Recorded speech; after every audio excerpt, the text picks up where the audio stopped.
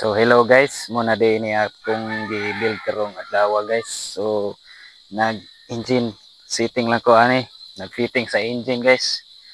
So kuan di ay kani nga frame totally dili na gyud ni siya originally gikan sa XRM nga frame gyud. So kani nga frame gikan ni siya sa Rossi di ay mga ka-DIY. So gi-customize nato ni nga underbone type.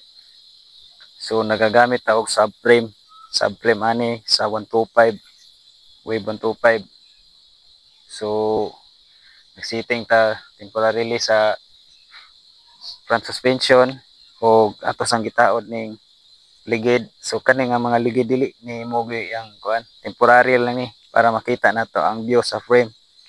So ang gihimo din nato ani mga custom. So nag-usab ko sa fitting sa engine. So akong giangat og gamay ni yang engine og sa engine sprocket dire og sa swing arm ang iyang pattern kinahanglan nato nga naka-length og maayo nga dili siya mosagyad tong kadena dire sa taas. So kailangan naka-level siya sa engine sprocket og sa kadena og sa swing arm. So mura ni. So tangin ninyo sa sunod ni nga project mga Kabodski Works. So ayaw day mo kalimot og follow nako. So muduti tarong adlaw kadali.